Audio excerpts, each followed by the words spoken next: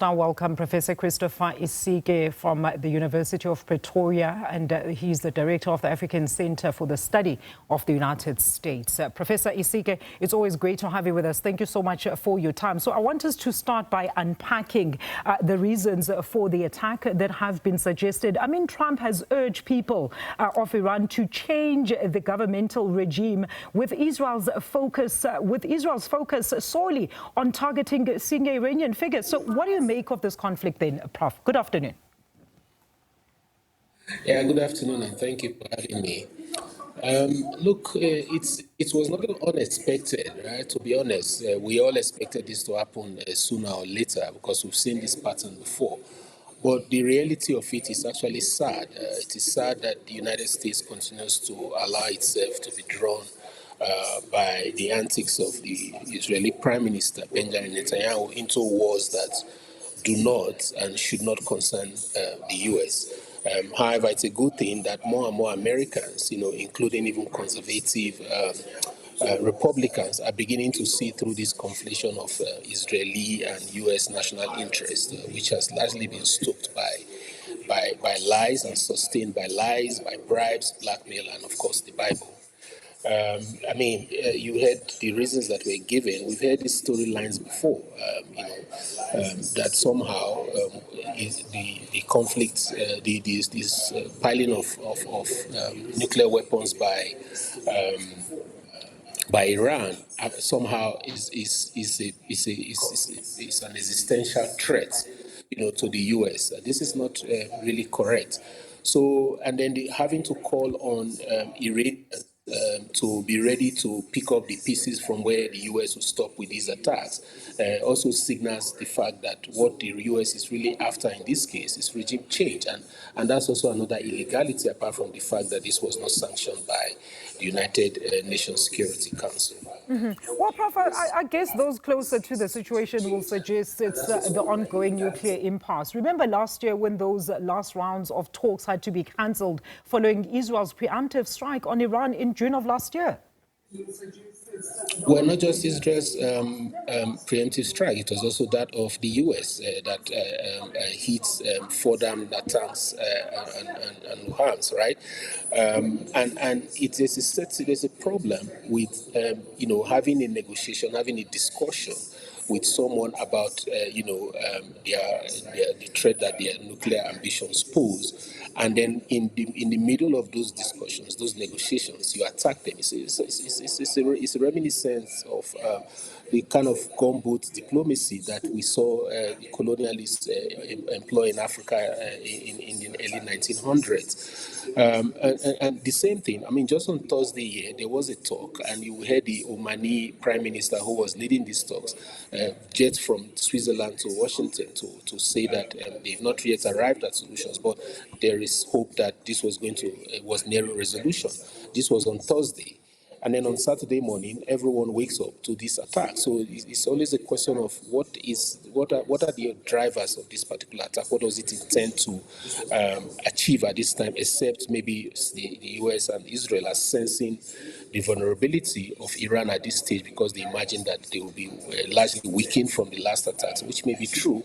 But another truth is that Iran is also better prepared now than they were in June when Israel and the US attacked them. There, Professor. So what do you make of the fact that Trump did not seek any approval from Congress yet again, especially at the back of the Supreme Court ruling against him just last week on tariffs? Where does this, his seemingly irrational, costly and risky decisions also place him among the American people whom we also hear are basically fed up on being unwilling participants in Trump's power tirade? No, absolutely. You got that right. Unfortunately, what we have been seeing from the President of the United States is a lot of unilateral actions based on his personal idiosyncrasies. And unfortunately, they are costly because the U.S. is a world power. You also recall that he made campaign promises that he was not going to be among, presidents that will take America to war. In fact, he campaigned effectively and got a lot of resonance from both Democrats and Republicans who were tired of seeing Americans return home in body bags from wars that do not really directly affect, the country. And having been elected since 2025, we've seen a lot of warmongering from him, and this is the latest. And if they don't pull out now, would be one of the longest drawn war we'll see, from that region, especially given the implications that it will have on the Middle East and the effect on Gulf states as a whole. Let's expand on that point, Professor, because I want to know, what do you make then of the concerns of a possible wider regional conflict as other countries now are being forced to take sides or even defend their territories? Are we teetering on a third world war via the Middle East? And also, in closing, maybe let's also unpack the global impact, long and short term, because of this latest action that has already prompted the UAE's airspace to be shut down, throwing the aviation as well as economy into wide disarray. Yeah, again, it's one of the sad aspects of this conflict. On the side, you recall that the Gulf states did indicate clearly that they will not allow the U.S. to fire any weapons on Iran from their soil, right?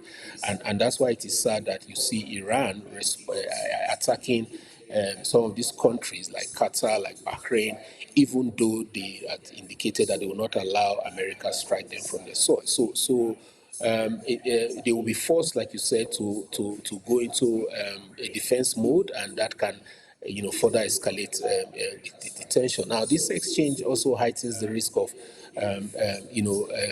escalation on other fronts, including through the involvement of Iran-aligned militias in Iraq, in Lebanon, that's the Hezbollah, even though they may be weakened now, the Houthis in Yemen, and beyond. And like you did indicate, there are other, geopolitical and economic consequences of this conflict that we have seen. So apart from the risk of a wider regional war that is going to involve the different proxy forces and allied states across the Middle East, including even in the West, there are states who support the two-state solution and may not support the attacks right now, even though they are Western aligned.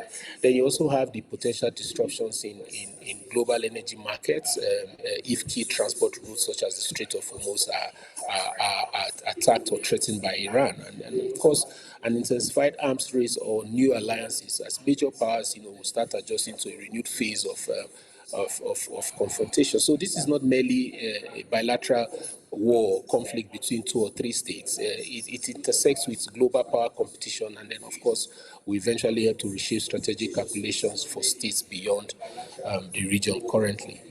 And we're hearing now that the Democratic senators are calling for lawmakers to pass a law that will actually, pass a war powers resolution that would limit the president's authority to carry out any additional military action against Iran without congressional approval. So, Prof, the story is still hotly developing. We're going to, of course, be focusing to see as to what happens in terms of those reactions as well. Thank you so much for that engagement.